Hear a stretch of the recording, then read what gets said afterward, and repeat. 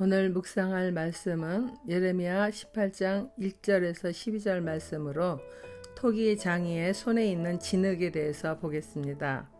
먼저 어떤 말씀이든지 순종하는 예레미야입니다. 여호와께로부터 예레미야에게 임한 말씀에 이르시되 너는 일어나 토기장이의 집으로 내려가라. 내가 거기에서 내 말을 내게 들려주리라 하시기로 내가 토기장이의 집으로 내려가서 본즉 그가 농로로 일을 하는데 진흙으로 만든 그릇이 토기장이의 손에서 터짐에 그가 그것으로 자기 의견에 좋은 대로 다른 그릇을 만들더라. 예레미야는 하나님께서 무슨 말씀을 하든지 순종하는 모습을 우리에게 보여줍니다. 다가올 재앙의 날에 대하여 계속 말씀하시던 하나님은 전혀 생각지 않은 토기장이의 집으로 내려가라 하십니다. 아마도 예레미야는 지금 이 상황에 왜 토기장이 집으로 가야 하는지를 전혀 이해할 수 없었을 것 같습니다. 그러함에도 불구하고 그는 말씀대로 토기장이의 집으로 내려가 보니 토기를 만드는 농로로 토기장이가 그릇들을 만들고 있었습니다. 예레미야가 그러한 모습을 보고 있는 중 토기장이는 진흙으로 만든 그릇이 마음에 안 들었는지 그것을 다시 주물러 터뜨려서 다른 그릇을 만들고 있었습니다. 이러한 모습을 보게 하신 하나님의 뜻은 예레미야에게 시청각적 교육을 하시기 위함이죠. 말로 전하는 것보다 눈으로 보니 더 확실하게 깨달음이 오기 때문입니다. 우리는 하나님의 말씀일지라도 내 생각과 맞지 않을 경우 즉각적인 순종을 하기보다 머뭇거리거나 하나님의 뜻이 분명하다는 확인을 받기 위하여 기도원과 같은 기도를 하기도 합니다. 하나님께서 나를 이해시키고 설득시켜 주어야 행한다는 것이죠. 물론 기도원처럼 정확히 알고 행하는 것이 실수가 적을 수 있습니다. 그러나 때로는 오직 그분을 믿는 믿음만으로 방주를 짓기도 하고 갈 길을 알지 못하면서도 순종하며 살던 집을 버리고 아브라함처럼 떠나기도 합니다. 히브리서 11장 7절에서 8절 말씀입니다. 믿음으로 노아는 아직 보이지 않은 일에 경고하심을 받아 경외함으로 방주를 준비하여 그 집을 구원하였으니 이로 말미암아 세상을 정죄하고 믿음을 따르는 의의 상속자가 되었느니라.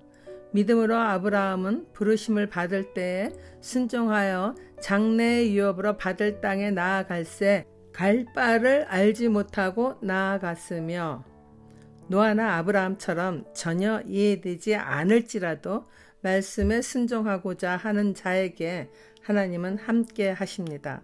적용 질문입니다. 나는 하나님께서 지금 정확하게 말씀하셔야만 듣고 순종하겠다고 하십니까? 이해되지 않을지라도 성경의 가르침과 일치된 경우에는 믿음으로 순종하십니까? 두 번째 단락, 악에서 돌이키기를 권하시는 하나님입니다. 그때 여호와의 말씀이 내게 임하니라. 이르시되 여호와의 말씀이니라. 이스라엘 족속아, 이 토기장이가 하는 것 같이 내가 능히 너희에게 행하지 못하겠느냐?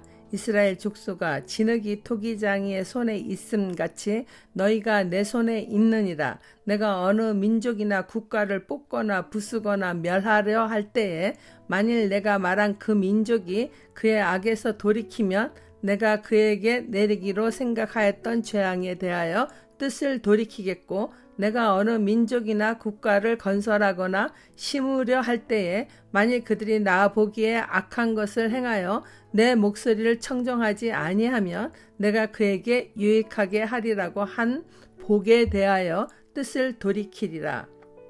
토기장이가 마음에 들지 않는 그릇을 터뜨려서 새로운 그릇을 만드는 모습을 눈으로 보는 순간 예레미야에게 하나님의 음성이 확실하게 들렸습니다.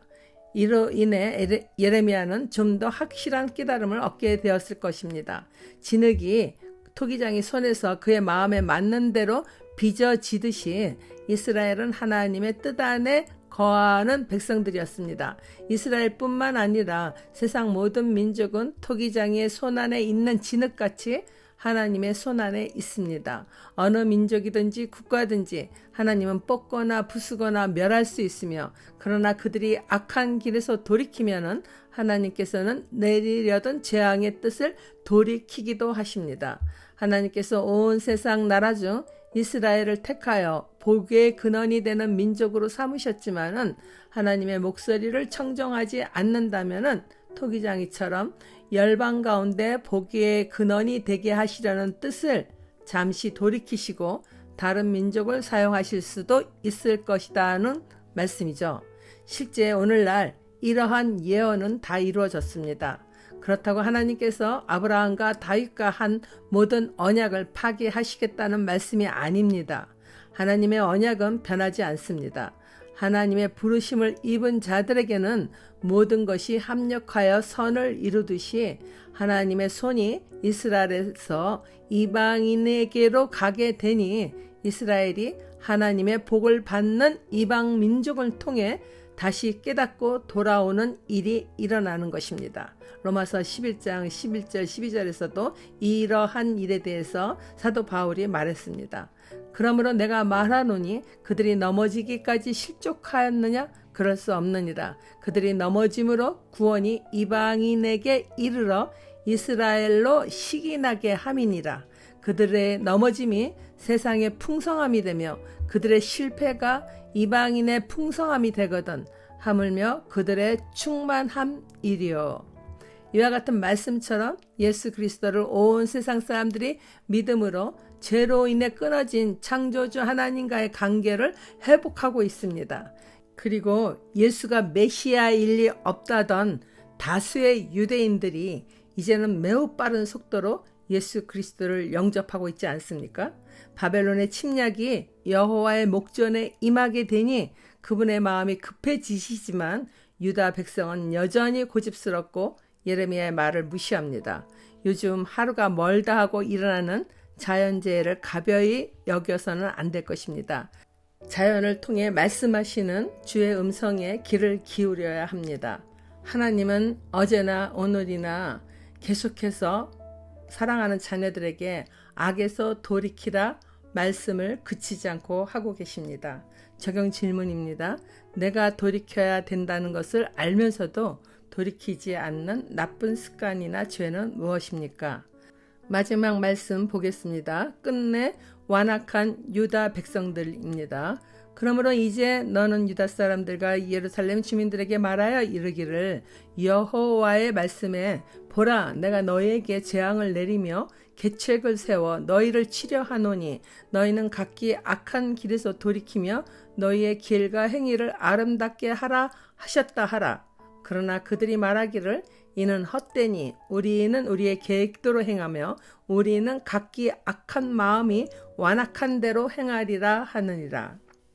토기장이가 만들어진 그릇을 다시 터뜨려서 새로운 그릇을 만드는 시청각적 예언의 말씀을 들은 예레미야는 그 어느 때보다도 더 간절하게 백성들에게 예언하였을 것입니다. 귀로만 듣던 말씀을 눈으로 보게 되니 예레미야의 마음은 더욱 뜨겁게 하나님의 말씀을 전하고 싶었을 것입니다. 바벨론 침략자들이 유다를 멸망시키기 위하여 계책을 세우고 치려하니 하나님을 떠난 악한 길에서 돌이켜 길과 행위를 아름답게 하라고 계속 외쳤을 것입니다. 그러나 그들은 우리는 우리의 계획대로 행하며 우리는 각기 악한 마음이 완악한 대로 행하리라 합니다.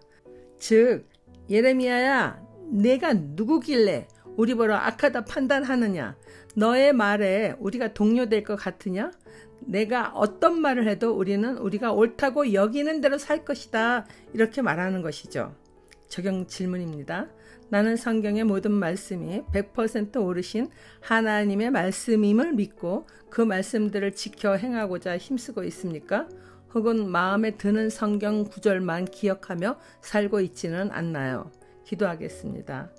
거룩하신 하나님 아버지, 하나님께서 택하신 민족 이스라엘은 원래 나무에 붙어있던 가지라 하셨고 그것들도 아끼지 않고 꺾으셨는데 접붙인 가지인 저희들도 하나님의 준엄하심으로 꺾일 수 있다는 로마서 말씀을 기억합니다. 그러기에 알고 있는 죄뿐만 아니라 인식조차 없이 죄의 길에 서 있지 않기를 간절히 원합니다. 행여 죄의 길에 들어서기라도 하면은 성령께서 말씀의 빛을 비추어 주셔서 속히 옳은 길로 가게 하여 주시옵소서. 나를 위해 십자가의 대속의 은혜를 베푸신 예수 그리스도의 이름으로 기도드립니다. 아멘.